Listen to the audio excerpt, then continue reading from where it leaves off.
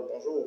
Bonjour. Est-ce que l'on peut revenir sur la situation qui prévaut actuellement, notamment la charte qui gouverne le Gabon, qui est la boussole de la transition, modifiée par les deux chambres, les bureaux des deux chambres du Parlement seulement? Selon vous, est-ce que la démarche était déjà logique? Déjà, il faut regretter la confusion qui règne actuellement. Nous avons fait confiance aux nouvelles autorités et nous avons tous applaudi de deux pieds de deux mains leur arrivée parce qu'ils ont libéré le Gabon, ils ont libéré le peuple gabonais et nous les avons donc applaudi. Mais au-delà de ce satisfecit, il faut noter, et au risque de me répéter, la confusion.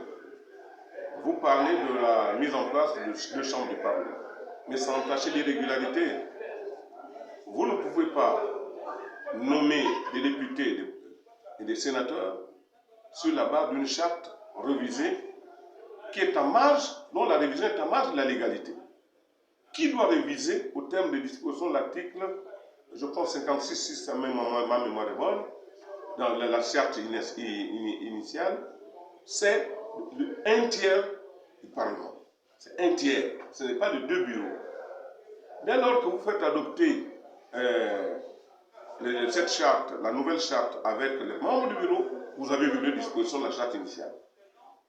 Donc, ça tombe sous le coup de l'illégalité. De même, les députés que vous avez, les sénateurs que vous nommez, ne sont pas dans la légalité. Dès lors que, avant même que la charte soit promulguée, vous les nommez. Sur quelle base sont nommés?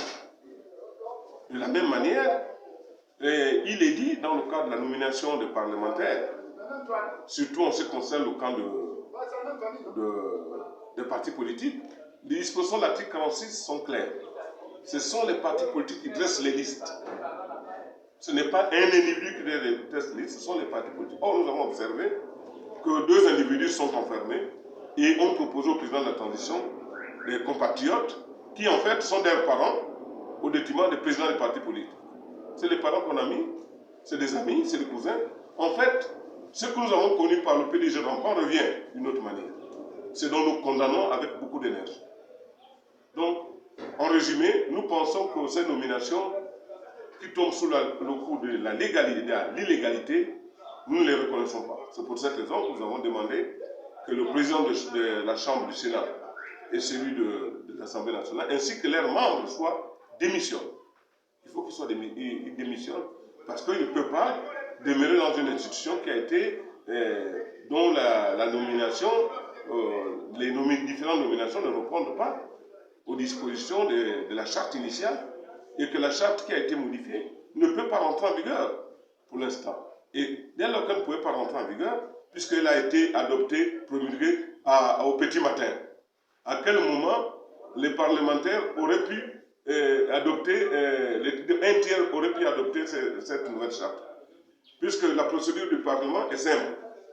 Pour être parlementaire, il faut d'abord aller prendre des prises de service, prenez vos attributs. Est-ce que les parlementaires sont réunis à 2 h du matin pour prendre les attributs et devenir députés? La réponse est non. Ça veut dire que les parlementaires, après leur désignation, n'ont pas eu le temps d'adopter cette nouvelle charte. C'est deux bureaux, le bureau du Sénat et de l'Assemblée nationale, qui l'ont adopté à leur place. C'est qui est illégal. Et nous le regrettons vivement. C'est pour cette raison que nous avons donc introduit un recours en annulation auprès de la Cour constitutionnelle que nous mettons devant sa responsabilité. Merci beaucoup.